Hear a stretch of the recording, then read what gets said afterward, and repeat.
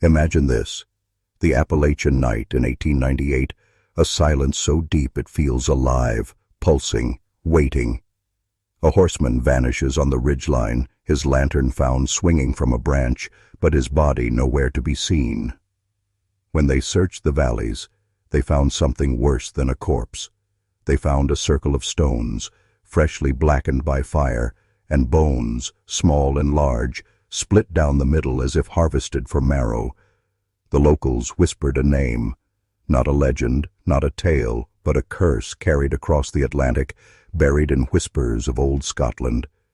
They said the blood of Swany Bean, Scotland's most infamous cannibal patriarch, had crossed the ocean, hidden itself in the hollers and caves of America's most secretive mountains.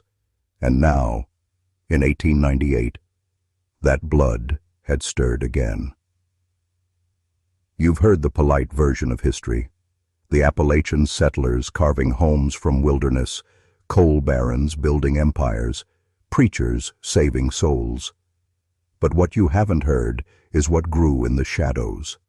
Clans that answered to no law, families that turned their backs on civilization and built kingdoms of silence, hunger, and ritual. Among them was one name the locals never spoke in daylight: Swany Bean. They said he wasn't a man, but a continuation, a living echo of the Scottish curse, blood of the cannibal clan reborn on American soil. And when the bones began turning up in fire pits, when children whispered of pale figures watching from the tree line, that echo became a roar. This is not folklore. This is not campfire amusement. This is the documentation of a system so dark it was erased from the record. When the federal government began investigating, their files disappeared. When preachers raised the alarm, their churches mysteriously burned. And the families who spoke too loudly about the rituals in the caves, they vanished without a trace. What you are about to hear is dangerous. It will not just change what you think about the Appalachians.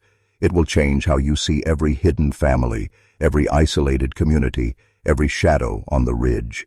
Because Swany Bean didn't just kill, he didn't just feed, he built something far worse, a doctrine of control, passed in silence, perfected in darkness. And if you keep listening, I will show you how it spread, not just through Appalachia, but into the marrow of America itself. The deeper you descend into this story, the more you realize it isn't about cannibalism at all. It's about a blueprint of control, buried beneath layers of smoke and folklore, deliberately disguised as madness, so that no one would ever take it seriously. In 1898, when whispers of Swany Bean reached the ears of miners and drifters, it wasn't because someone stumbled across a crime scene, it was because patterns had emerged. Whole families were disappearing on the migration trails through the southern Appalachians, not bandits, not wolves.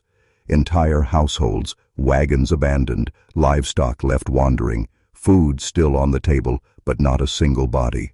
When investigators pried deeper, they discovered the same thing in every case: a spiral carved into tree bark, into the mud near streams, into the very bones that were later found buried in shallow pits. That spiral wasn't decoration. It was a calling card, an echo of the Bean clan's symbol from Scotland, now resurfacing in America. Locals swore the clan had survived because evil doesn't die when you burn bodies. It mutates, it migrates, it embeds itself into bloodlines. Swany Bean was said to be a direct descendant of Swany, carried to the New World through children who had slipped past the noose, hidden in caravans, adopted under false names, and waiting until the time was right to reignite the doctrine. And that doctrine was precise: isolate the young, feed them fear, strip them of language that allows empathy, and replace it with ritual that binds them to hunger, silence, and blood. You think this is savage barbarism, but it's closer to psychological programming. Generations raised to see flesh as scripture, obedience as survival, and outsiders as prey. This is why the Appalachian disappearances in the late 19th century were never solved. Because the authorities weren't looking for a crime. They were dealing with a system, about shadow society, a mirror image of civilization itself, And here's the detail that chills me most. Miners who went too far into abandoned shafts sometimes returned with stories of walls etched with symbols, spirals burned into stone, and voices echoing in the dark where no man should be. They weren't hearing ghosts. They were hearing doctrine. That is the sinister inheritance Swany Bean revived, a secret order of consumption hidden in America's forgotten mountains. And before you dismiss it as rural legend, remember this: the federal reports exist, or at least they did, before they were locked away, redacted, and quietly erased from public record. But the mountains don't forget. The land remembers. And the spiral keeps returning, as if reminding us that the blood never went extinct, it only learned to hide better. By the turn of the century, whispers of Swany Bean's rituals had curdled into something that terrified even the hardiest mountain folk, men who faced panthers, floods, and the cold silence of winter without flinching.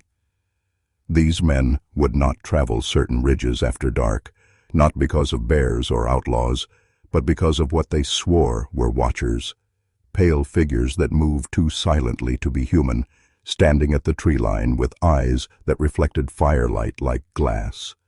Hunters claimed their traps were dismantled in patterns too deliberate for animals.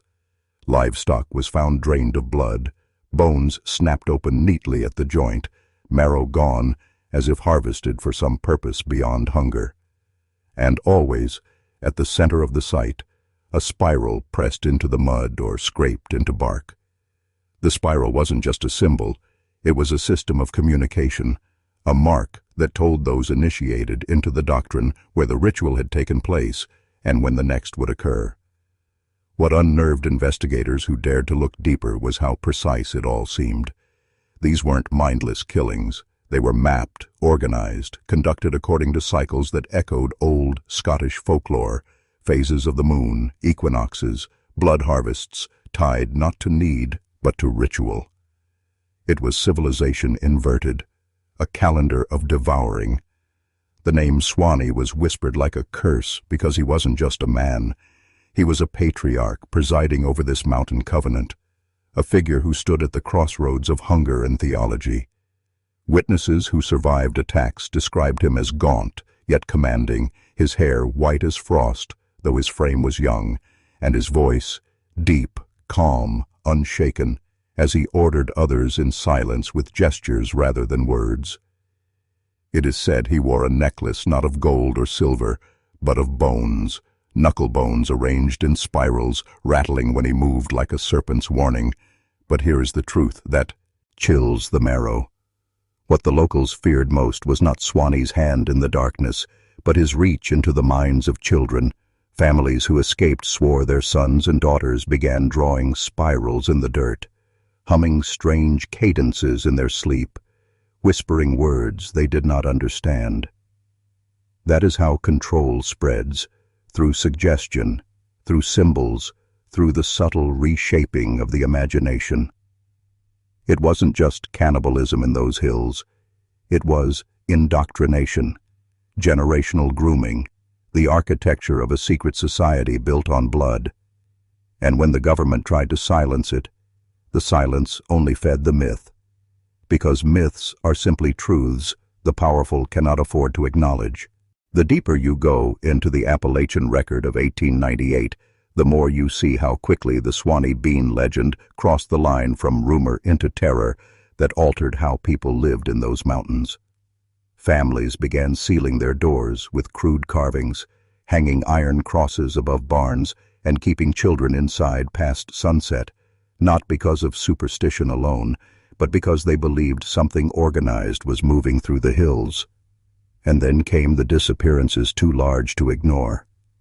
13 miners from a single camp outside Harlan County vanished without a fight, their tools left in the earth, their supper still warm on the fire. Weeks later, fragments of their bones surfaced downstream, hollowed out like reeds, with spiral carvings etched directly into the marrow. It was the kind of detail the newspapers never printed, but the preachers whispered about in their sermons, warning that this was not the work of man, but of a bloodline older than America itself. When a federal marshal was dispatched to investigate, he found more than bones. He found a map. Not a map of land or territory, but of symbols, spirals arranged to mirror the ridgelines, each one connected to reports of vanishings. It was a web, a lattice of control stretching across counties, hidden in caves, burned into wood, scratched into rock, as if an invisible network had been laid across the Appalachians by hands that did not want to be seen. And at the center of this web was the name Swany. Some claimed it wasn't a man at all, but a title, passed from one patriarch to another, an unbroken continuation of Swany Bean's Scottish bloodline. Others swore they had seen him themselves, tall and spectral, with skin too pale for one who lived outdoors, eyes reflecting torchlight like a predator's, standing just beyond the circle of fire until he slipped back into the trees without a sound. But here is where the eerie sharpens into something more insidious. Families who joined him willingly. Accounts describe entire households abandoning farms to live in caves, children taken not by force but by persuasion, convinced the outside world was poison, and only within the spiral was their safety. That is the genius of the doctrine. It was not simply about killing, but about rewriting reality, convincing the isolated and desperate that the spiral offered power, belonging, survival beyond the reach of government, church, or law. Cannibalism was never the root. It was the ritual, the binding act that fused loyalty into blood. And when you realize that, you see why this story was erased. Because it was not about monsters hiding in caves. It was about a system strong enough to rival civilization itself. By the turn of the century, whispers of the Swany cult had grown so loud that the federal government could no longer dismiss them as mountain gossip. Railroads were expanding through the region, and too many workers were vanishing without explanation. A quiet memorandum was circulated within the Department of Justice in 1901, never meant for public eyes, suggesting that ritualized communities of cannibal descent were interfering with industrial progress. That language alone tells you how serious they knew it was. Federal marshals and Pinkerton agents were dispatched under the guise of labor disputes, but their real orders were different. To locate and dismantle what the files referred to as spiral gatherings. But when these men pushed deep into the hollers and ridgelines, they found landscapes scarred not just by nature, but by intention. Symbols carved into cliff faces 20 feet high, caves lined with bones arranged like cathedral columns, and trails that led nowhere, as though the forest itself was conspiring to keep intruders lost. Many agents never returned, their bodies never recovered, and the few reports that survived were written with the kind of restrained terror you only find in men sworn to silence. One Pinkerton noted that he had seen children with sharpened teeth, their mouths red not from berries but from something else, and women who stood in circles chanting a language that wasn't English, wasn't Scotch, but something far older, a tongue that bent the air until even the trees seemed to lean toward it. The government's solution was not to exterminate them, it was to erase them. Entire valleys were condemned as uninhabitable due to mineral instability, forcing families to abandon land that had been theirs for generations. The displaced were resettled, churches built over their hollers, and railroads redirected to skirt around certain ridges rather than cut through them. It was not efficiency, it was containment. And here's the chilling part. The disappearances did not stop. They simply changed shape. Instead of miners and farmers, it was now surveyors, explorers, hikers, outsiders who ventured where the spiral still ruled. Each disappearance was treated as accident, each bone discovery as animal attack. But for those who lived in the mountains, the truth was undeniable. The cult had not been destroyed, only driven deeper, becoming less visible but more dangerous. And this raises the darkest question of all. If the government knew they could not eliminate them, what did they decide instead? Some say they bargained, others insist they learned from them, borrowing pieces of their ritual knowledge for purposes too classified to imagine. Either way, the silence that follows in the historical record is deafening, a deliberate burial of something too large to control. The families who remained in the Appalachian highlands during those years carried stories that historians dismissed as folklore, but when you lay them side by side with the missing government files, the puzzle begins to take shape. Generations of mountain folk whispered of uneasy bargains struck in the dark, trades made not out of trust, but out of terror. Old men remembered their fathers speaking of leaving offerings at the mouths of caves, sacks of flour, jars of lard, or even livestock tethered and trembling in the night. In return, the Swany cult left strange gifts: animal hides stitched into patterns no one could read, jars filled with black liquid that never spoiled, and carved stones that carried symbols families were warned never to destroy. These weren't tokens of kindness. They were warnings, a way of saying, "We are here, we know you, we are watching." Families who obeyed lived on, their homes spared when neighbors disappeared without a trace.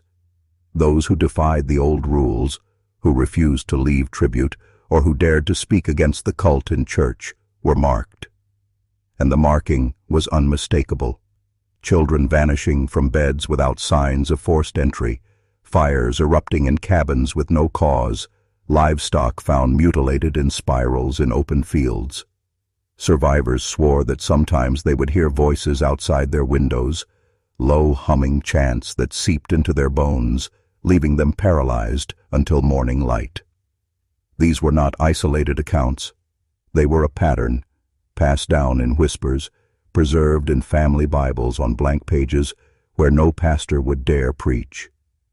And when outsiders stumbled into these mountain communities, asking questions, trying to pry loose the truth, they were met with silence, sometimes hostility, because locals knew what silence bought them: another day, another season, another generation alive. What's most disturbing is how matter of fact these stories became, woven into the rhythms of daily life. Bargaining with the cult wasn't considered a choice, it was survival, like keeping a fire stoked through the winter. And as the years dragged on, the trades changed.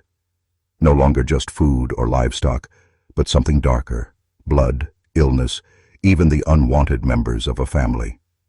One woman, before her death in the 1930s, confessed to her granddaughter that her youngest brother had been given to the hills, a phrase that carried no comfort, only the weight of resignation. If true, it means the cult didn't just feed on fear. They fed on the mountain families themselves, binding them generation after generation to a pact of silence.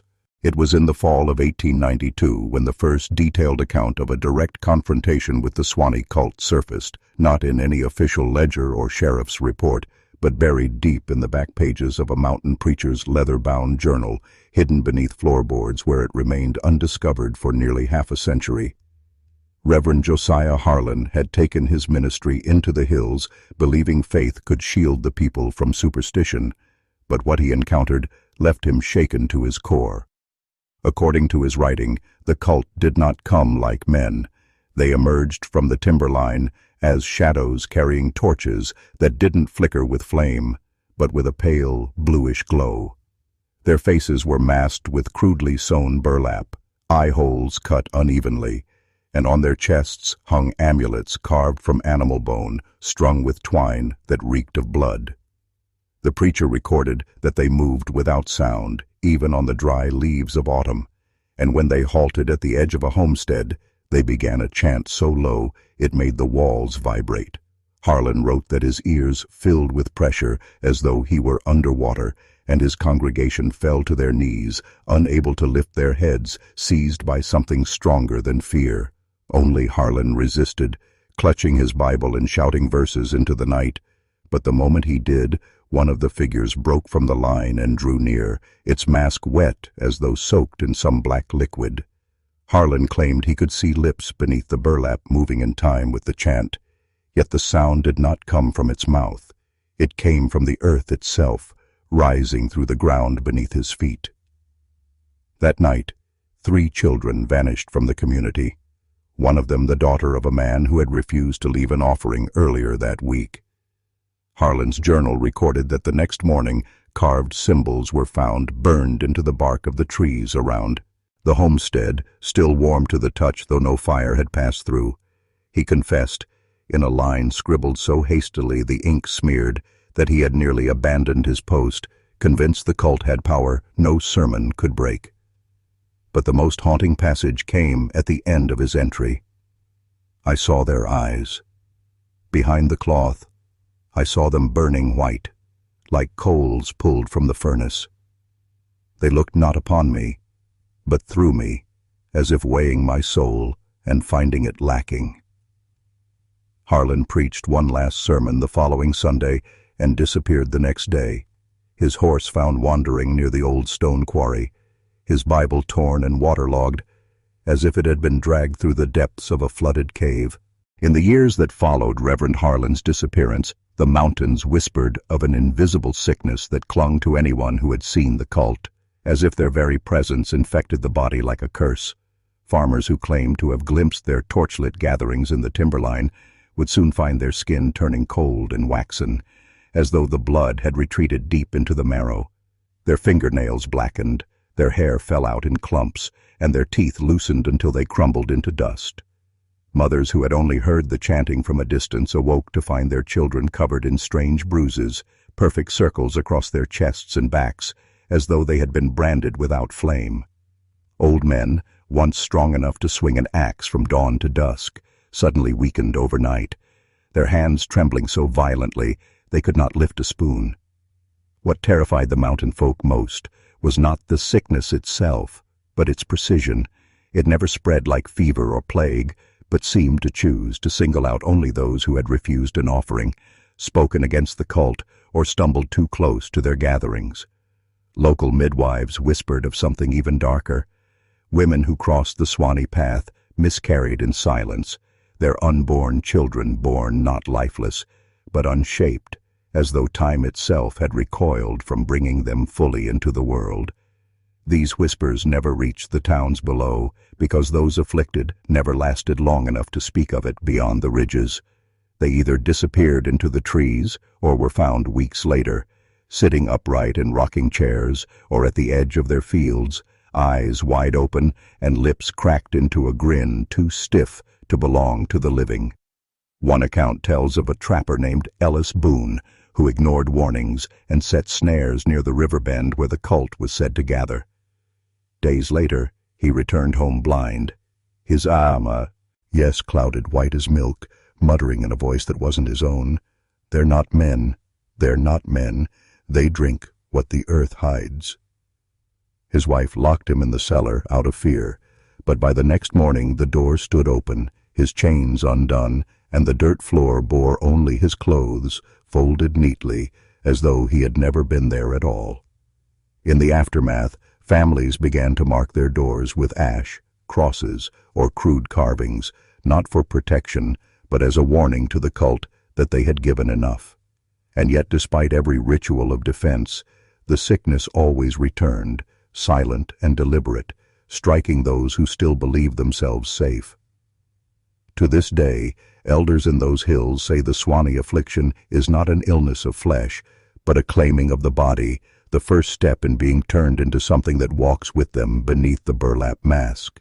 When the first outsiders came into those hills, they were not travelers or curious wanderers, but men with ledgers and rifles, lawmen from Lexington, accompanied by 2 surveyors hired by the state to map the untamed ridges for timber rights. They carried with them the arrogance of authority, confident that the old mountain families would bow to a badge and a deed stamped in ink. But what they found in those slopes did not answer to any government. From the moment they entered the valley of Swany Creek, they sensed the land itself resisting them. Their horses refused to cross shallow streams, their compasses spun in erratic circles, and the deeper they pressed into the timberline, the more the silence pressed back. By the 3rd day, the surveyors began to discover things left for them, deliberate and mocking: a rope ladder hanging from a tree with no branches, a child's shoe nailed to a post, a string of corn husks braided into a noose. At first they dismissed these as crude attempts at intimidation. But the lawmen grew uneasy when they found their camp disturbed at night. Not looted, not destroyed, but rearranged with unnatural precision. Rifles stacked in pyramids, boots filled with river stones, blankets tied into knots so tight no hand could undo them. One morning, the surveyor named Haskins woke to find every page of his notebook missing, replaced by leaves pressed flat and painted with a dark sap that spelled out words he could not read. The lawmen, determined to make a show of strength, fired their pistols into the woods, daring whoever stalked them to show themselves. The echoes rang, but no reply came. Only the faint sound of children's laughter, too close, circling them in the trees, though no child was seen. On the fifth day, their horses were gone, all traces of their tracks ending abruptly at the edge of a creek bed, as if they had been lifted away. That night, the men sat around their fire, their nerves breaking, and it was then that one of the surveyors swore he saw them, figures at the edge of the firelight, unmoving, faceless under burlap, standing in a ring, not advancing, but watching. The lawmen raised their rifles but could not bring themselves to fire, for the figures were not men. They were too tall, their limbs too thin, their stillness too patient. The fire burned low, and the ring remained until morning, when the men awoke to find the ground around their camp marked in ash symbols none of them recognized. 2 of them broke and fled down the mountain, abandoning their gear, and when they stumbled into the town below, their hair had gone gray, their eyes wide with a terror that never left them. They would not speak of what they saw, only repeating one phrase again and again. They don't want maps. They don't want names. Leave them in the dark. The offerings began in silence, placed not at random, but with the intention of being found, as though the cult, or whatever remnants of it lingered, wanted to speak without speaking. Farmers on the outer edge of the hills were the first to discover them, a basket of black feathers, left on a doorstep, each feather tipped in wax, a bundle of corn stalks tied with human hair and left on a fence post, a small wooden doll carved with unsettling detail, its mouth sewn shut with wire. These were not gifts, but warnings, symbols that spoke a language older than the settlers who had carved their homesteads into the mountainside. The families who received them understood immediately that they were not meant to respond. To touch or destroy these objects was to invite something in, so many would simply burn the ground beneath them or abandon their homes entirely. But the most disturbing signs were the offerings made not to the people, but to the earth itself. Pits dug in fields where livestock were laid out with their throats opened, their blood soaking the soil in patterns too deliberate to be mistaken for butchery, clay jars filled with teeth buried beneath barn doors, dead owls nailed to the highest rafters of stables, facing inward as if watching over the families inside. When whispers spread that these offerings were not sacrifices at all but payments, a transaction meant to keep something appeased, the fear became generational. Grandparents taught their children never to follow the sound of a flute in the woods after dark, never to touch a rope found hanging from a tree, and never to answer when their name was called from the timberline, because those were not voices of kin, but imitations meant to lure them closer. The strangest accounts came from hunters who found altars deep in the valleys, flat stones stained with tar, ringed with bones arranged like sunbursts, and upon them offerings not of flesh but of strange, impossible things, coins stamped with no mint, trinkets carved from bone yet polished like ivory, and jars of liquid that glowed faintly under moonlight.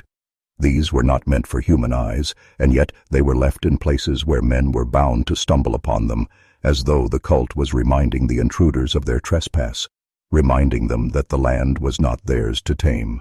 By the late 1800s, the phrase began circulating through the frontier towns, "The mountain takes its own tithe." Farmers said it with bitterness, preachers said it with fire, but all agreed on the same truth. There were forces in those hills that could not be bargained with, only endured.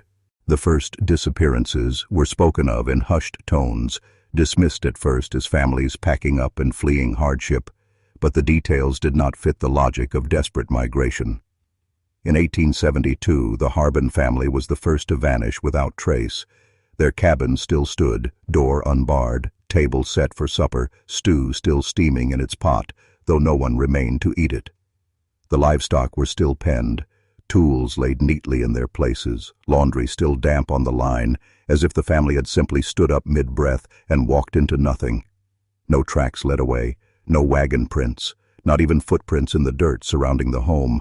Only a strange sigil carved into the inside of the barn door, a spiral formed of overlapping triangles, crudely etched but impossible to ignore.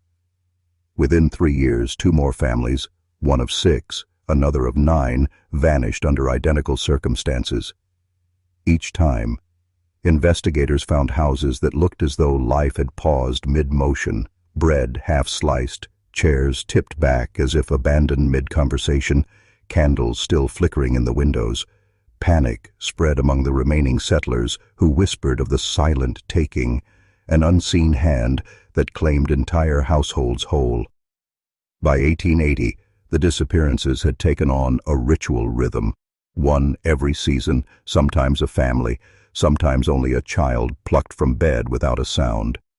Survivors began to speak of hearing a low hum in the earth beneath their cabins the night before someone vanished, a vibration that rattled dishes and stirred the dogs into frenzied howls.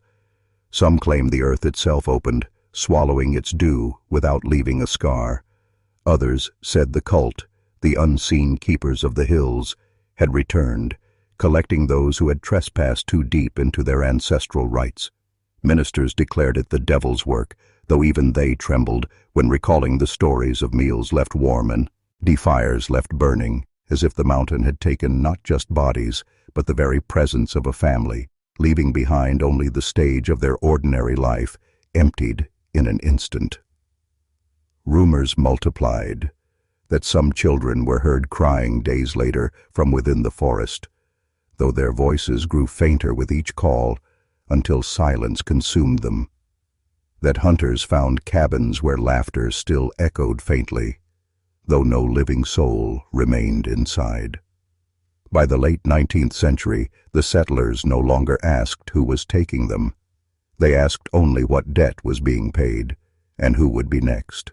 By the turn of the century, the mystery grew darker still. No longer isolated households, but entire settlements were found emptied, their silence louder than screams. In 1901, a hamlet of 14 families known as Still Hollow was discovered utterly deserted.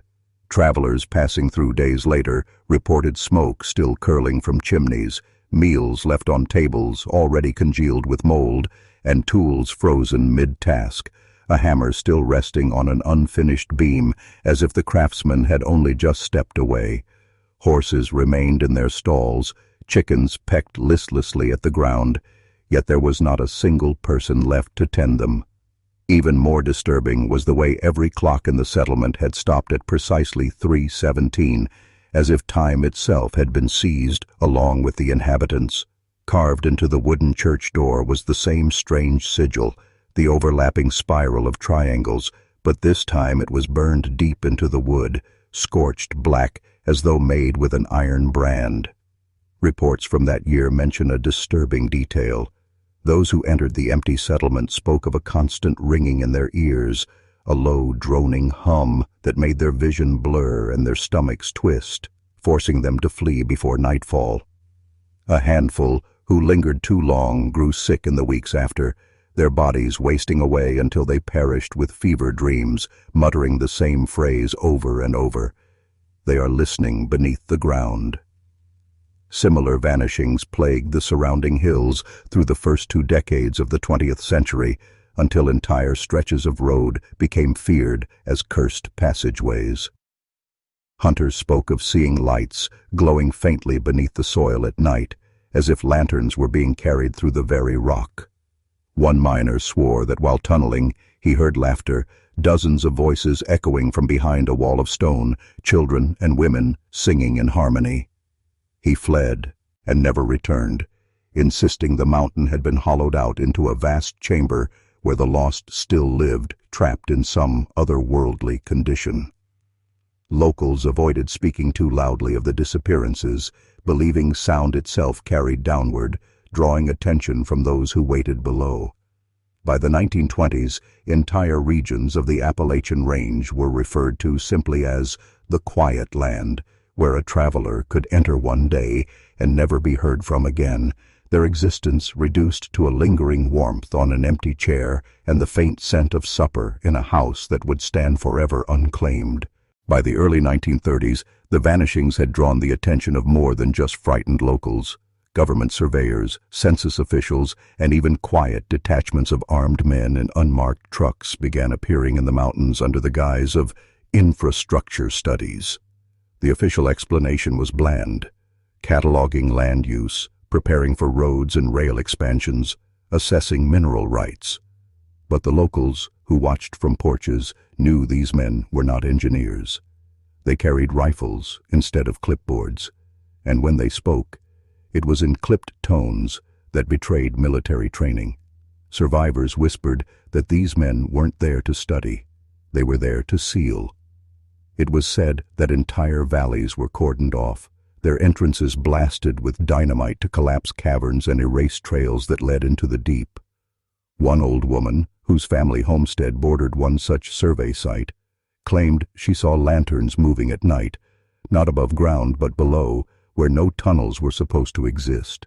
She swore she heard children singing in unison, a song in no tongue she recognized, as the men in uniform worked quickly to cover the sound with more explosions. Strangely, newspapers from this period began reporting isolated accounts of entire census records being altered, names struck from ledgers, households reduced to a single surviving head with relocation listed as the reason, though no one could ever say where these families had gone. When pressed, officials only muttered about migration to cities or voluntary dispersal. Yet local pastors told another story, that men in gray coats arrived, demanding church records, baptismal rolls and family trees. They took them away, never to return, as if the very memory of those who vanished had to be scrubbed from paper as well as land. A school teacher in one hollow, who kept her own secret copy of attendance logs, found her list. Didn't just dwindle over time, it bled red ink overnight. Names she remembered clearly, faces of children she had taught, disappeared from her own handwriting as though erased by another hand that reached backward through time. When she spoke of this, she was removed from her position within a week, and no one saw her again after the winter of 1934. Rumors grew that the government wasn't trying to protect people from what lay beneath. They were trying to contain it, and every silence they imposed on the land was not a solution but a bargain, struck with something that required both secrecy and sacrifice.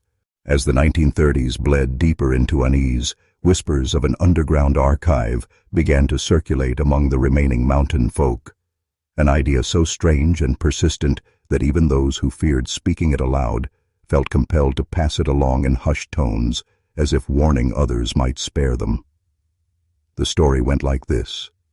Every name erased from census rolls, every baptismal record seized, every school child's attendance log that had been tampered with was not destroyed, but transferred. The names, the dates, the small details of lives lived in forgotten hollows were said to be preserved in a hidden ledger, an invisible book that lived beneath the mountain itself. Those who believed in it claimed that the government men weren't suppressing history, but feeding it into this archive, offering memory as a kind of tribute. Some said this ledger wasn't made of paper, but of something far older, slabs of stone inscribed with symbols no one alive could read, or veins of crystalline rock that pulsed faintly when touched, as though alive. A few spoke of finding fragments of such stone after dynamite blasts, etched with marks that bled when traced, not ink but something darker. And those who lingered near the sites where families had relocated swore they could sometimes hear recitations in the wind, lists of names spoken over and over in monotonous cadence, like a roll call for the lost. A retired postmaster, whose own brother had vanished with his wife and children, claimed he once heard his sibling's name echoing from a fissure in the rock. not cried out in pain, but repeated calmly, endlessly, as though catalogued. These stories never reached beyond the mountains, for every time an outsider arrived to collect folklore, the tellers grew silent or forgot. But the fear persisted, not only of losing people, but of losing the memory of them, that one could be erased, not just in flesh, but in spirit, their entire lineage scrubbed, their existence rewritten to serve some hidden purpose. Those who still dared to speak swore the archive beneath the mountain was not merely a record, but a living repository, one that required continual feeding, and that the government was not the keeper, but the middleman. They were paying something unseen, something ancient, with the currency of memory itself. And it was said that if you ever stumbled too close to the archive's unseen boundaries, you could feel a tug at your own name, as though it were being pulled from your bones to be stored in that endless ledger of the forgotten. The first man reckless enough to go looking for proof was a miner named Elias Rourke, a wiry figure with coal-blackened skin and lungs full of dust, who had already outlived most of his crew. Elias had nothing left to lose. His wife and 2 daughters had relocated one night in 1934, leaving behind no trace except the faint indentation of bodies that once lay in the feather mattress. He'd gone to the county office, the sheriff, even the local preacher, and every door closed tighter the more he asked. The records of his marriage, his daughter's school enrollment, even the deed to his cabin had vanished, as though the women had never existed, and he had never been a father.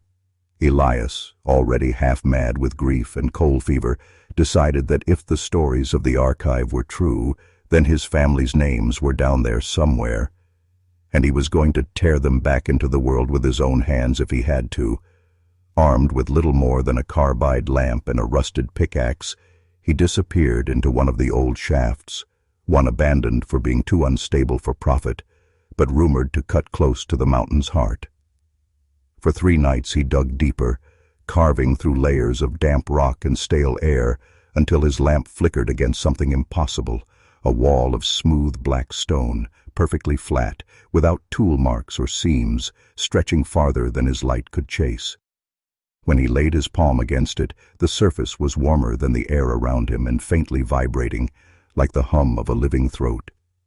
Then, slowly, as though aware of him, shapes began to surface. Letters, words, names, rising out of the stone itself in a dim glow. He swore he saw his daughter's names there, etched in that otherworldly light, not written in chalk or carved in mineral, but shifting as though alive, pulsing like veins beneath skin.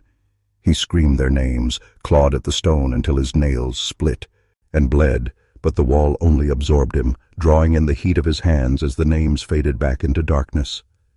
Elias stumbled out weeks later, or what felt like weeks, his beard grown long, his eyes unfocused, muttering of voices that chanted in cadence like census-takers reciting lists. No one believed him, though the miners who found him claimed his fingernails had been worn down to smooth pink flesh, and the stone dust caked on his clothes glowed faintly under lamplight. Elias lived only 2 days after his return, coughing blood, and whispering that the mountain was keeping count, that every name it swallowed was not lost but stored, and that soon there would be no one left to remember the difference between the living and the recorded dead. After Elias's death, the story of the glowing wall should have ended in whispers, but instead it ignited something in the few who still believed the town's missing were more than just statistics wiped from paper. 3 men and 1 woman, each with a personal wound carved into them by the silence, formed a pact in the back room of a shuttered tavern. Samuel Hodge, whose brother had been lost in the mine collapse of 22, though his boots were later found clean and dry on the porch. Martha Callan, a school teacher dismissed when half her pupils suddenly never existed. And the twins Robert and James Baines, who swore their mother's grave was still warm the day the cemetery records were erased and the headstone pulled up overnight. They believed Elias had brushed against something real, something forbidden, and if the county and the church wanted to smother it in silence, then it was because the truth was too dangerous to admit. By lantern light, They retraced his path into the abandoned shaft, crawling through beams rotted to spongy wood, ducking beneath air so thick with mildew it clung like a second skin. Hours in, when their lamps dimmed to embers, they found it, the wall Elias described, smooth, black, throbbing with that low vibration that seemed to rattle their own bones. Only this time, the stone was already alive with names, a sea of them undulating like candlelight, names from school registers, ledgers, family Bibles, whispered lullabies. Samuel fell to his knees when he saw his brother's name hovering faintly in the glow, while Martha wept at the sudden roll call of her pupils, their letters rising and falling like they were being read aloud by invisible lips. But the twins, oh, the twins, swore they saw their own names there too, etched with a date not yet lived, a date not yet reached.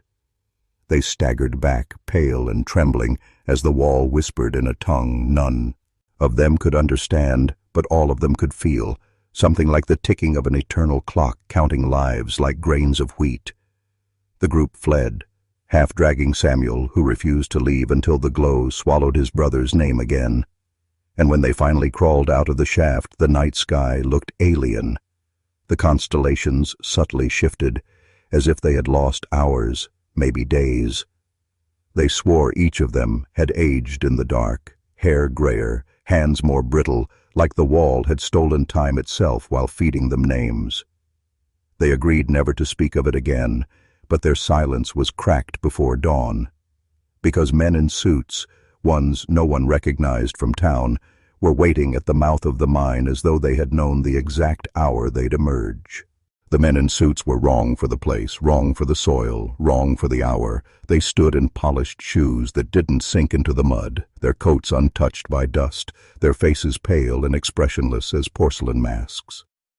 They did not introduce themselves, nor ask questions as any lawman might.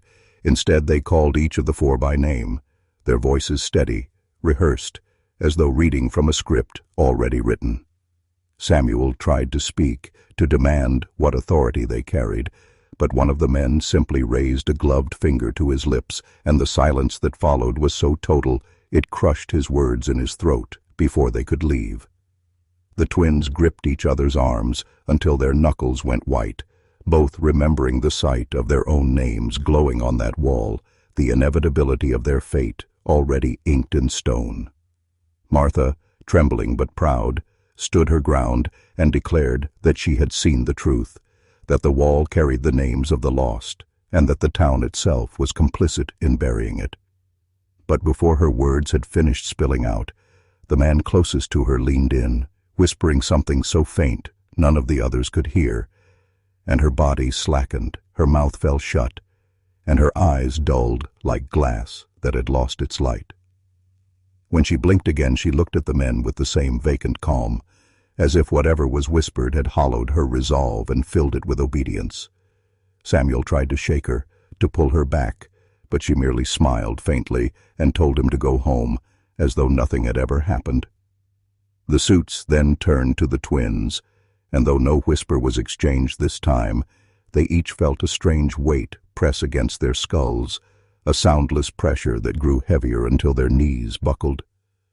"You were never meant to enter," one of the men finally spoke, his voice resonant like an echo in a cathedral, "and you entered. You looked where none were permitted, and the wall looked back. Understand this, some names are not written for the living to read."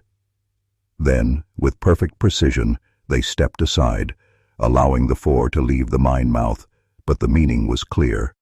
It was not freedom, but exile, not permission, but warning. Behind them, the shaft groaned, a low rumble as if the earth itself was closing in, sealing its secrets deeper into the rock. That night, the town clock struck midnight 13 times, each chime sharp enough to rattle window panes, and though no one spoke of it, every man and woman woke from their sleep with the same thought burned into their minds. Someone had trespassed into the silence, and the silence was preparing its answer. The days that followed were not ordinary days. They were days stolen from a calendar no one had ever seen, a kind of time that didn't move forward but instead seemed to fold back on itself, trapping the townsfolk in a loop of dread. People began vanishing, not with a scream, not with a struggle, but with a quiet flicker, as though they had been erased from a painting mid-stroke.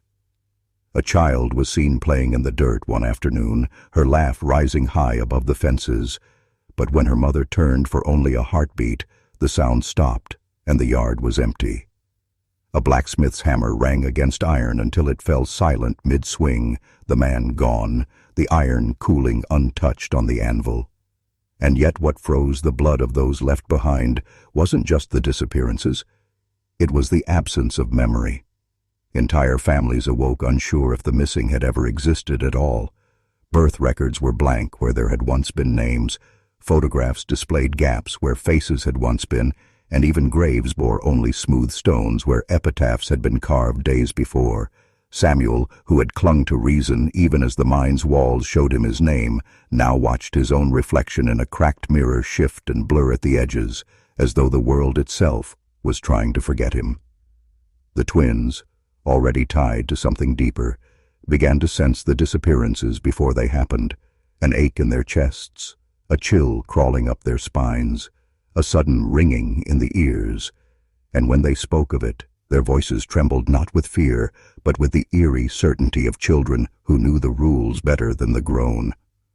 Martha, hollow-eyed and distant since the whisper, began writing pages upon pages in the night, her handwriting jagged, desperate, the same phrase repeated in different shapes.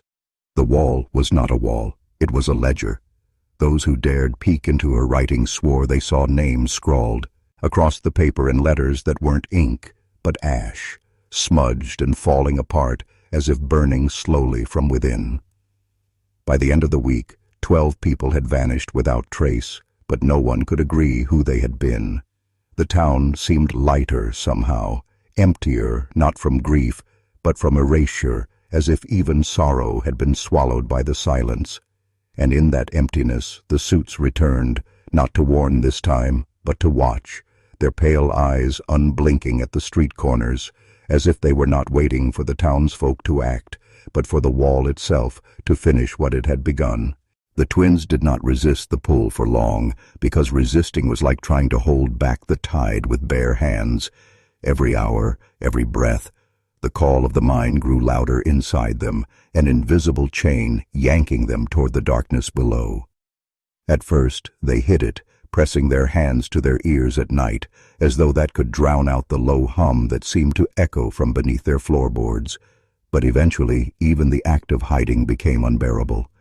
They began to wander in their sleep, barefoot across the dirt streets, their small faces vacant, eyes glazed, mouths moving silently, as if whispering back to the thing that whispered to them. Samuel caught them one night at the edge of town, their arms stretched out before them like marionettes, and he carried them home trembling, because when he looked into their eyes, he did not see fear or confusion, but recognition, like they were greeting someone they already knew. Martha grew worse, her hair uncombed, her eyes ringed with shadows. She sat by the window muttering that they had been chosen not by chance, but by blood, that the wall had called for generations and finally been answered. Her words unsettled Samuel more than the children's wandering, because she spoke with a conviction too precise to be madness. She remembered things no one should, dates of collapses, names of miners who had died decades earlier, the exact hour when the wall first sighed. The children grew paler with each passing day, their voices overlapping more often, sometimes speaking in unison sentences that made no sense at first, fragments of warnings, half-formed questions, words that didn't belong to children at all. "We are not new here," they said one morning over their bread, their voices perfectly aligned. "We were only waiting to be remembered." Samuel smashed his fist against the table, demanding silence, but silence never came. Niam. Out in the house, not in the town, not in his own head. The hum was constant now, like the sound of 1,000 heartbeats muffled by earth and stone, and he began to realize the twins weren't being pulled toward the mine. They were being summoned back to where they belonged. The other townsfolk had started to notice too, eyes following the children when they passed, whispers rising about curses, about debts owed to the dead, about the mine never truly closing. By then, even those who had tried to ignore the disappearances felt the gravity of the truth. The wall wasn't finished, and the children weren't victims. They were its emissaries.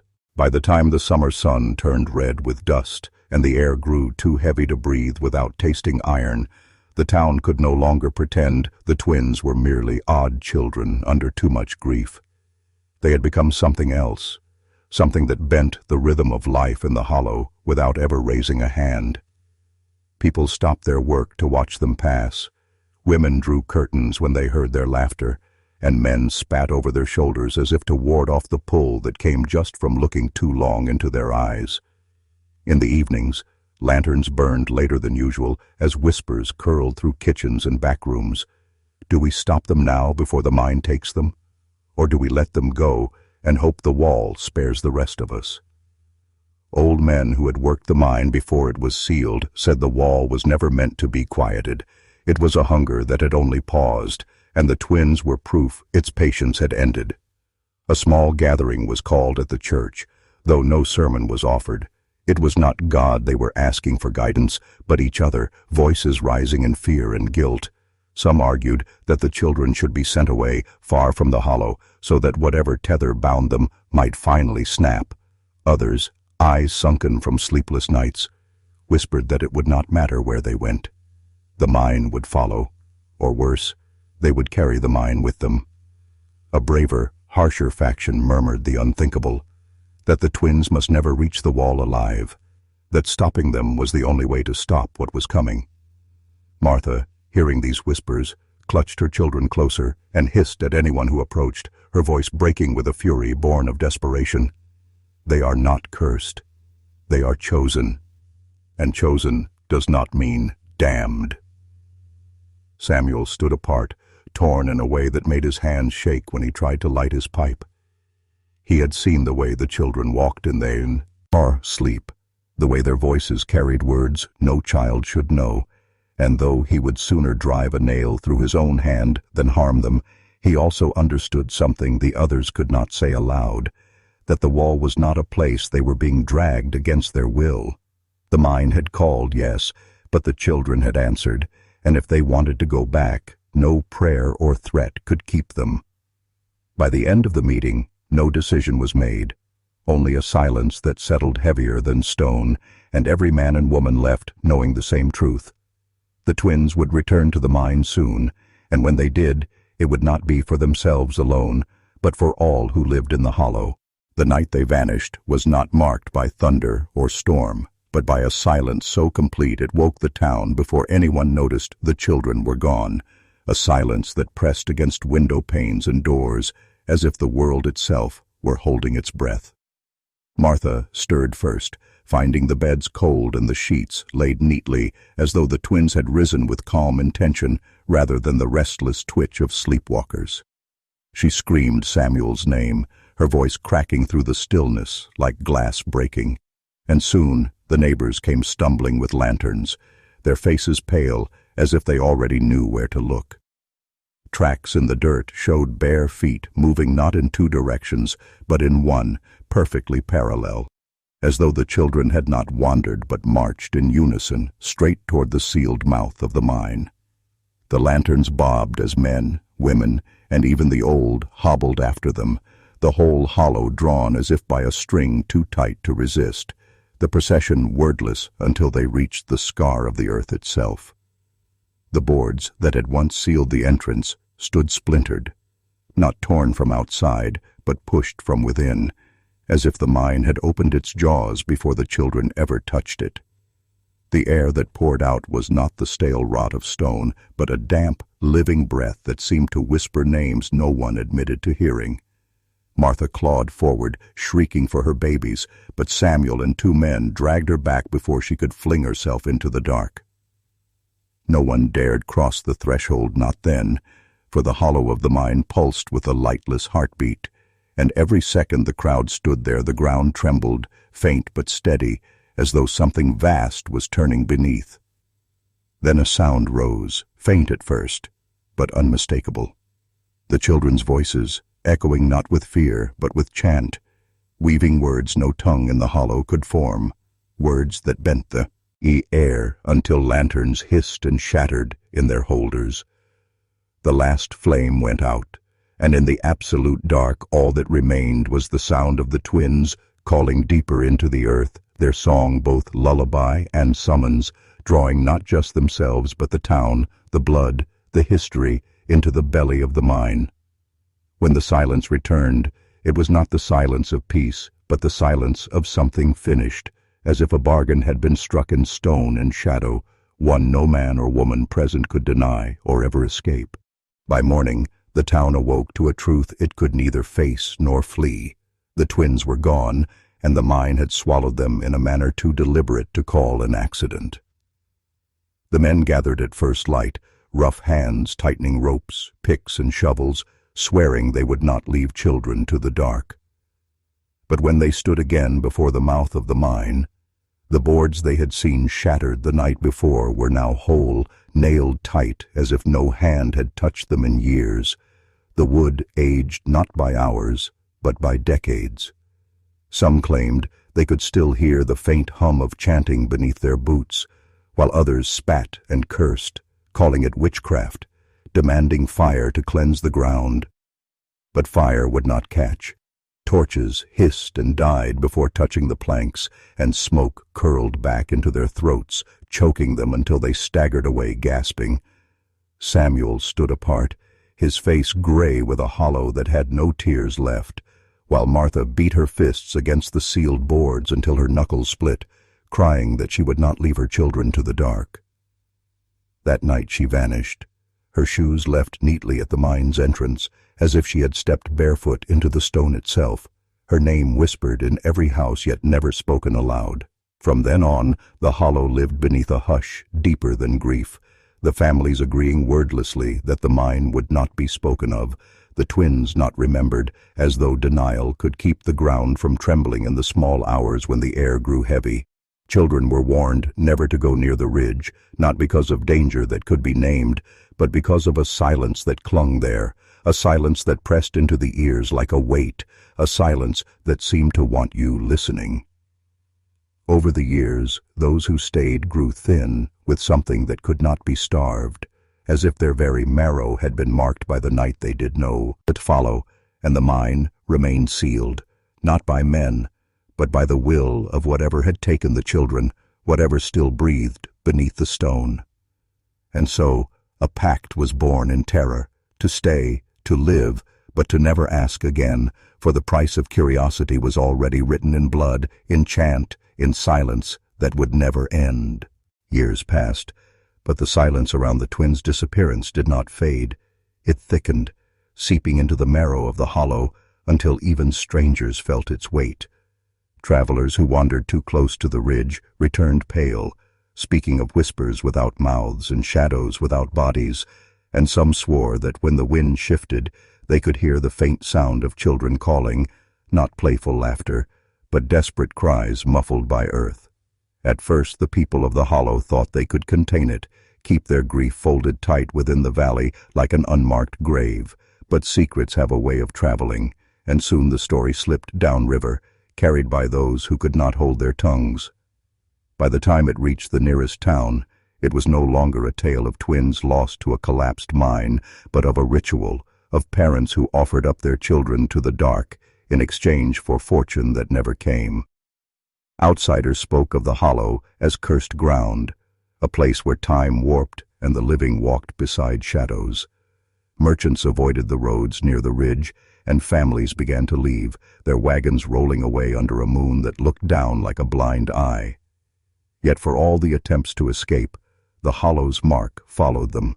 Children born elsewhere who screamed in their sleep, voices whispering from wells, sudden cracks appearing in the earth where no quake was felt.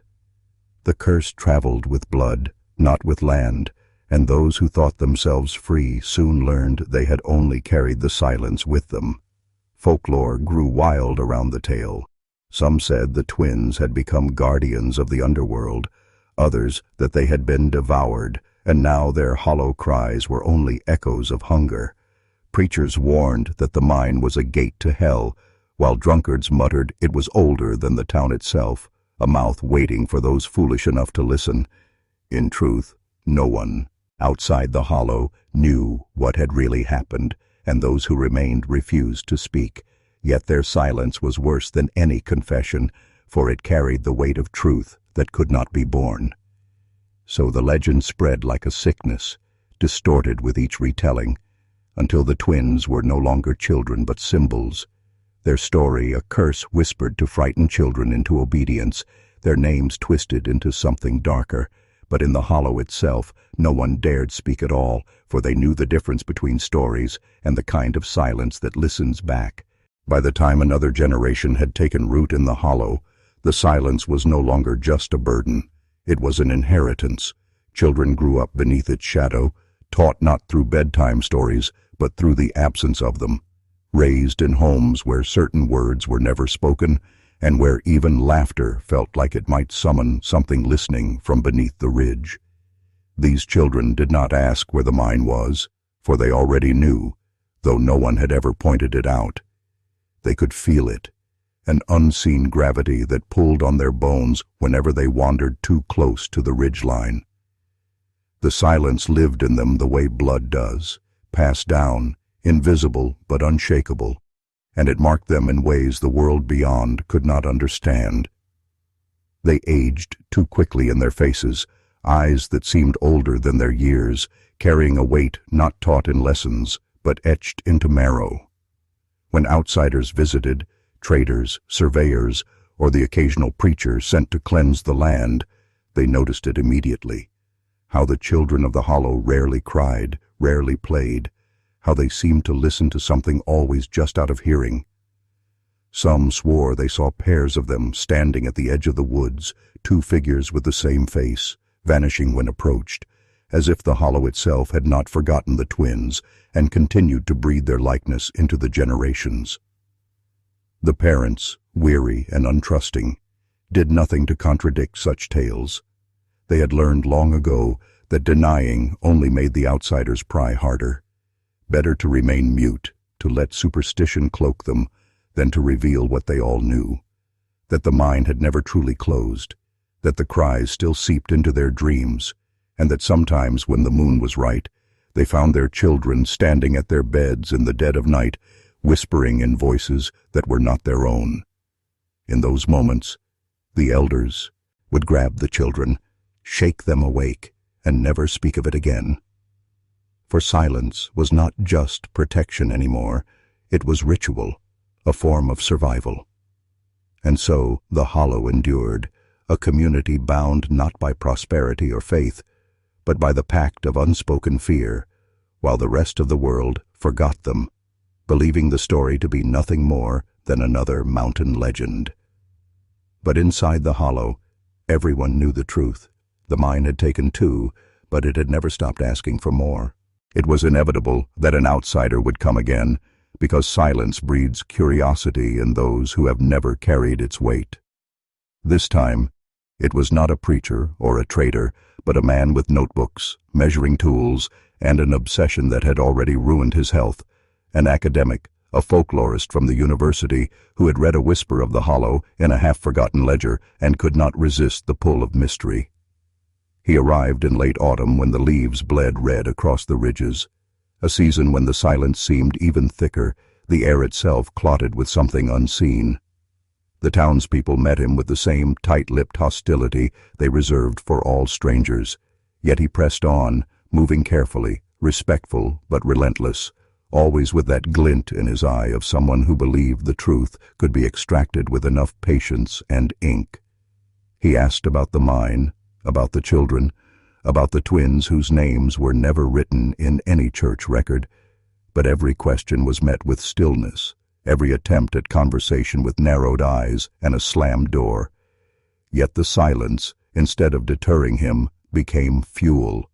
He began to camp at the ridgeline, sketching the contours of the land, noting how birds avoided the trees nearest the mine, how deer tracks ended abruptly at the slope, as though the animals knew better than to wander closer. He described in his journal the way sound itself seemed to warp, how his own footsteps felt muffled, as though he were walking on a stage set for a play where the script had been erased. The deeper he pressed, the more the hollow pressed back. Equipment misplaced, campfire ash scattered in patterns too deliberate to be wind, and once, he swore, the faint echo of children's laughter though he stood alone. Still he would not leave, for obsession, once rooted, is harder to escape than any curse. He wrote of the silence not as absence, but as presence, alive, active, watching him with the patience of something that had already claimed generations. What he did not yet understand was what the hollow already knew. Every outsider who tried to speak the silence aloud only ended up feeding it, adding another layer to its hunger. His arrival was not a challenge to the hollow, but a gift. And though he did not know it, the moment he set foot near the mine, he had already been claimed. The descent began not with footsteps, but with a decision, quiet and unremarkable on the surface, yet louder than thunder in the hollow's ledger of trespasses. After days of sketching, listening, and circling the mine's mouth like a wolf sniffing at a den, the academic finally could no longer resist the pull of the dark opening carved into the earth. The mine had been sealed decades before, its entrance framed with warped timbers, its interior veiled by brush and shadow, yet to him it looked less like ruin and more like an invitation. He waited until the town slept, though in truth no one ever truly slept there, only endured restless hours behind locked doors. Then he approached with lantern, rope, and his notebook strapped tightly beneath his coat. The silence, which had been steady and suffocating above ground, shifted as he neared the mouth, growing heavier, as if the air itself thickened to stop him. His boots scuffed the stone, but the sound carried strangely, not outward but inward, swallowed as if the mine were drinking every vibration. He paused, holding his breath, half expecting some warning. An owl, a rustle of leaves, a shout from the town. But nothing came, only the vast inhale of darkness waiting for him to step closer. He lit his lantern, though its glow seemed strangled almost instantly, pushing back only a thin bubble of light. He marked the timbers in his journal, scrawled notes about their age, about the strange weathering patterns, but his hand trembled. For the first time he wrote not as an observer, but as a man afraid. The deeper he stepped, the more his senses betrayed him. The walls seemed to flex like lungs, the echoes came before his footsteps, and once, though he dared not linger on the thought, he swore a pale hand retreated into the stone as his lantern beam grazed it. Behind him the world narrowed to nothing, the entrance shrinking like an eye, closing until he realized the silence was no longer the same silence of the hills, but something denser, older, layered with whispers that weren't sounds, but impressions pressing against his skull. He was not the first to enter, that much he knew now. Others had come before, drawn by the same compulsion, leaving no mark but their fear absorbed into the cavern. And as he pressed deeper, lantern flickering like a dying heartbeat, the mine welcomed him not as a stranger, but as another voice it would soon smother into silence. The further he descended, the less the mine resembled any human work. It began to shift from carved tunnel to something altogether alien, as though men with pickaxes had merely uncovered a deeper architecture, rather than shaping it themselves. The walls glistened with a damp sheen, but when his lantern brushed across them, he saw patterns too deliberate to be natural. Spirals, ridges, and indentations that resembled bones pressed into clay. His breath fogged in the stale air, yet the vapor seemed reluctant to drift, hanging motionless, as if suspended by an unseen hand. The floor sloped downward, and with each step he felt he was crossing from a place remembered into one erased, a stratum of the earth that wanted to be forgotten. At intervals, the silence quivered, not with echoes, but with something he could not name, as though the mine carried its own pulse. Then came the sound, faint but undeniable. Not his steps, not his breath, but a dragging noise far below, steady and wet, like chains pulled through water. His instinct screamed to turn back, but his body betrayed him, moving forward as though the air itself guided his limbs. He tried to leave markers, chalk, scraps of cloth torn from his sleeve, yet each time he looked back, they were gone, consumed by the stone or rearranged into symbols he had never drawn. His lantern flickered again, and in that momentary dimming he glimpsed the outlines of figures etched into the walls, dozens of them, maybe hundreds, faces with hollow sockets, mouths stretched open, all angled downward as if gazing toward whatever lay deeper. A whisper grazed his ear, clear and chilling, though when he swung the lantern no one was there. The voice had shape but not words, a summons woven into the marrow of sound itself. His heart raced, yet he could not resist, could not turn back, because he realized with sickening certainty that the silence of the hollow did not radiate outward from the town above. It bled upward from here, from the heart of the mine, from something breathing in the earth that had been waiting, not for him specifically, but for anyone foolish or desperate enough to listen too long to the hush of these hills. And though he knew each step carried him deeper into a place where names and histories dissolved, he continued, because silence was no longer absence, it was command. The descent ended not in a chamber of rock, but in a cavern that seemed carved from absence itself, a vast hollow so immense that his lantern light dissolved before touching the far walls. He could not measure its size, only feel its enormity pressing against his chest like a suffocating weight. The air was damp, metallic, and alive, quivering as though it carried the breath of something immense and unseen.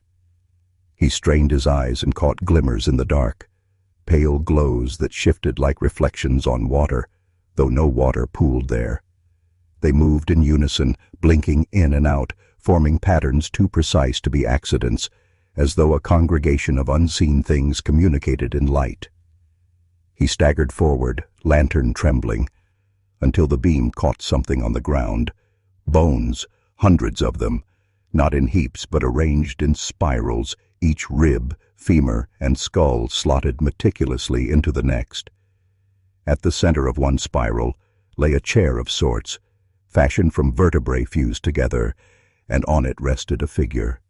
He could not say if it was man or remnant, for its flesh had hardened to a gray sheen, skin stretched thin across bone, as though it had sat there for centuries waiting. The skull tilted upward, mouth agape, but from that mouth issued no dust, no rot, only silence, a silence thicker than the void around him, a silence that vibrated against his teeth until he nearly bit his own tongue in pain. His lantern sputtered violently, and in the half-light he realized the figure's hands were bound not by rope, but by veins that grew from the stone itself, pulsing faintly as though the mine had absorbed its prisoner. The glow overhead shifted, descending slowly, and in its movement he perceived not lights, but eyes, hundreds of them, unblinking, hovering, fixed upon him as if measuring his worth. The figure's jaw twitched, and though no voice came, the silence deepened in response, commanding him to kneel. His knees buckled without permission, his breath collapsing as though the cavern itself inhaled him. For the first time he understood the hollow was not abandoned, nor cursed, nor haunted. It was alive. And in that revelation came another. The silence he carried with him was no longer around him, but inside him, an inheritance sealed into his blood by the gaze of something that had waited in the dark since before men first cut into stone. When he finally tore himself away from the presence in the cavern, it was not with strength, but with the desperate reflex of an animal escaping fire. His body lurched backward, his hands scraping raw against jagged stone, yet the silence did not break. It clung to him like a second skin. Every movement, every ragged inhale was swallowed whole before it could become sound, as if his very existence was being erased in real time. He stumbled through the spiral of bones, kicking femurs and skulls aside, but even the collision of bone on stone produced no echo, no clatter, only a void, a vacuum swallowing the evidence of his trespass. The lantern flickered, dimmed, then steadied, though he no longer trusted its light to belong to fire. He could feel the eyes above still watching, weighing him, judging whether he was servant or sacrifice, and though he had turned his back, their presence burned into his spine with unbearable weight. As he groped his way toward the ladder, the walls themselves seemed to breathe, veins in the stone twitching faintly like the muscle of some titanic beast that had merely allowed men to carve tunnels into its flesh. Every step upward was punishment, as though gravity had doubled, dragging his bones down with invisible chains. Yet the silence was worse. He reached the ladder and climbed, but each rung carried a new horror. The sound of his breath, once ragged, was now utterly gone. The creak of the iron, once steady, now existed only in memory, and when he whispered a prayer, testing if even words were his mouth moved but produced nothing, not even the faintest whisper of air. Panic surged, but panic too was muffled, reduced to a hollow throb in his skull. By the time he emerged into the shaft where the dead men once sat, he realized their bodies had vanished. The rusted helmets, the boots, the withered hands, all gone. In their place were prints in the dust, as if the bodies had sunk into the earth, absorbed back into the veins of stone. He staggered forward, reaching the narrow tunnel toward the surface, but already the silence had seeped outward, staining the mine around him. Dripping water no longer dripped, the scuttle of unseen insects had ceased, and even the faint trembling of the mountain above, the eternal groan of earth, was gone. He walked inside a world stripped of its heartbeat, and though the exit was near, a deeper dread unfurled in his gut. The silence was not waiting behind him. It was following him upward, patient, certain, as if it had chosen him as its vessel into the living world. When he finally crawled out of the shaft and into the cool night air, he expected relief, the rush of sound, the hum of crickets, the whisper of wind through the trees, even the faint sigh of his own body collapsing against the earth. But the world above had already been claimed. The surface was no different than the cavern below. The silence had stretched itself into the open air, erasing the sky, devouring the stars, strangling the night. He stood on the ridge, overlooking the valley, where his town should have glimmered faintly in the dark, but the lights of homes were dead, and the outlines of roofs stood like black teeth gnawing against the horizon. His chest heaved, but yielded no sound, and though he tried to scream, his throat convulsed without producing even the faintest vibration. He staggered forward, his boots crunching on gravel, yet the stones betrayed him with no reply, movement without consequence, existence without proof. It was then that he realized the horror was not merely around him, but within him. The silence had not followed. It had entered. He felt it in his marrow, in the hollows of his ribs, where breath should have lived, but instead only emptiness remained.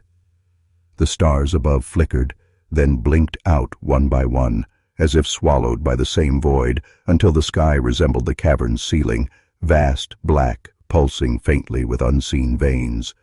And then came the shapes. They stood along the tree line, not moving, not breathing, not illuminated by anything but the pallid ghost of his lantern, their outlines as thin and brittle as paper, yet their presence crushing in weight. He knew them. The miners who had vanished, the ones whose boots and helmets had sat rusting in the shaft. Their forms had returned, not as men, but as vessels of the silence, their faces blurred, their mouths sealed, their eyes gaping wide and unblinking. They raised their hands not to threaten, but to beckon, urging him forward into their stillness.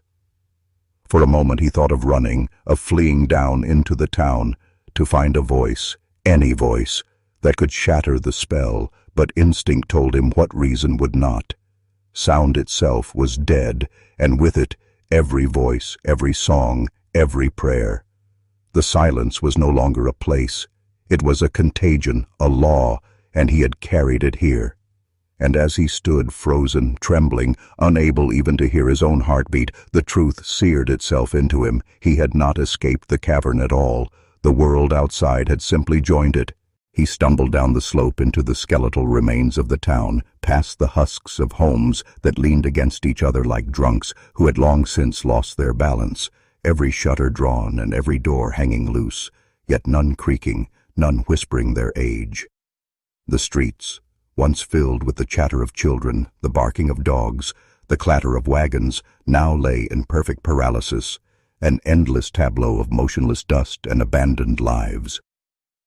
He passed a house where the curtains stirred faintly in the draught of the open window, yet no sound accompanied the movement, as though the fabric itself had been trained to obey the silence.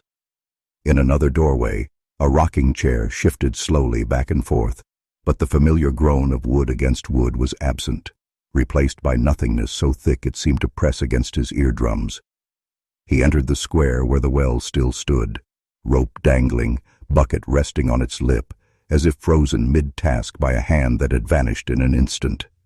Around him, doorways were crowded by figures, people but not people, bodies standing in the thresholds of their homes, their eyes wide, their faces blank, their mouths stretched open in silent screams.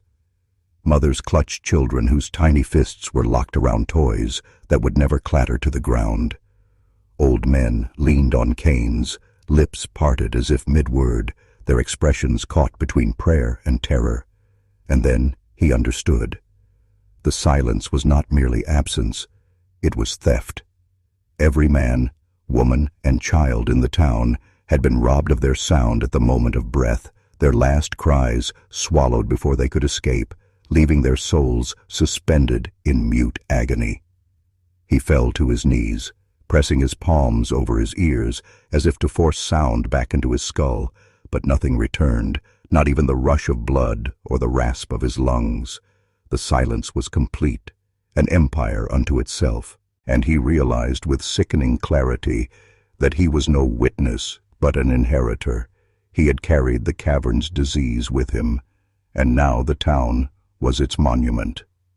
As he looked around, the people in the doorways began to move, slowly, stiffly, stepping forward as if dragged by invisible strings, their eyes locked on him, their mouths widening, silent but demanding.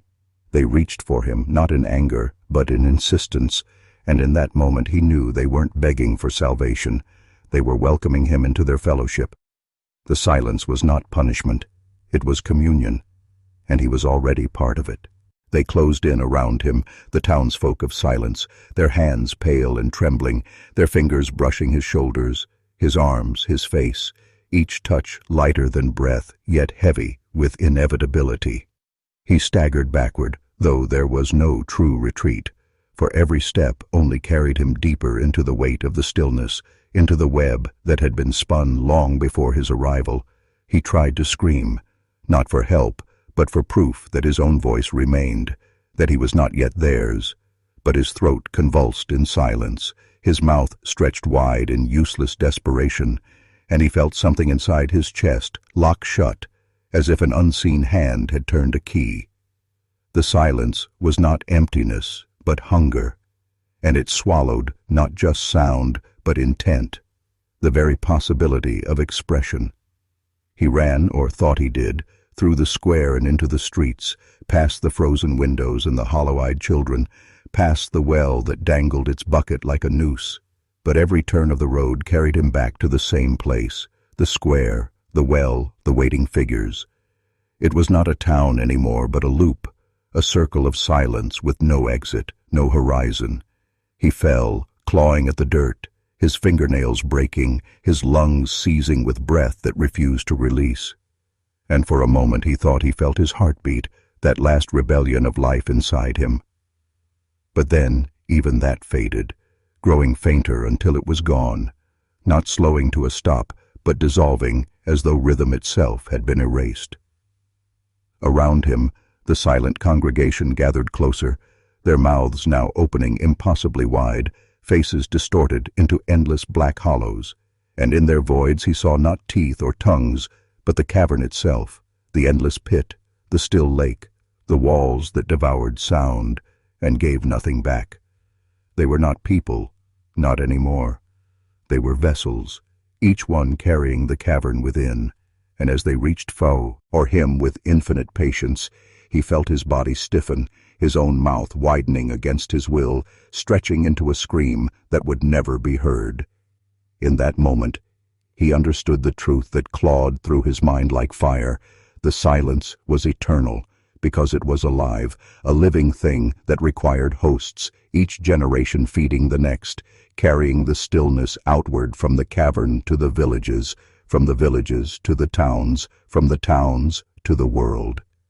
He was not escaping, not dying, not being punished. He was being recruited, initiated into the order of the voiceless, the chosen custodians of silence. And as the last flicker of self dissolved into the black, he realized the silence was not the absence of sound. It was the presence of something greater, something that had waited since the first whisper of creation, patient and unbroken. And now, he belonged to it. The silence did not end with him. It began. As he dissolved into their ranks, the town itself seemed to inhale, the air trembling with an invisible pulse as though some vast and ancient throat had swallowed another voice into its collection. The buildings leaned inward, their windows shuttering not with wood but with shadow, the streets narrowing into veins that carried no footsteps, no echo, only stillness moving like blood. Beyond the horizon, the hills shuddered as if acknowledging a truth too long ignored, and in villages miles away, mothers paused mid-lullaby, their voices faltering, the words dropping dead in their mouths as if severed by an unseen blade. Across valleys and rivers, in cities lit with the hum of modern light, radios stuttered into static. Conversations broke mid-sentence, and people turned in confusion, realizing they could move their lips. But nothing followed. The silence was no longer confined to the cavern or the town. It was spilling outward, a tide that rose without sound or warning, swallowing whole nations not with destruction, but with absence. And yet, beneath that absence was a presence, a will vast and patient, as though the world had always been meant to return to this original state, before language, before music, before cries of birth or wails of death, when only silence ruled. The boy, if he could still be called that, stood among them now, no longer trembling, no longer resisting. His eyes reflected nothing, his chest no longer rose with breath, but within his hollow form the cavern breathed, eternal and unbroken. He raised a hand, not by choice, but by design, and with that simple gesture the others moved in perfect unison, a choir without sound, spreading their dominion into the fabric of reality itself. In that final moment, there was no separation between the cavern, the town, the people, or him. They were one silence, endless and absolute. And as the camera would pull back, if such a thing could capture what was beyond vision, it would reveal a world dimming not into darkness but into stillness, a planet slowly consumed by an invisible eclipse where no bird called, no wind howled, no man prayed. Only silence remained, endless, alive, and victorious, and it carried no warning, no mercy, no promise. It simply was, and it always had been.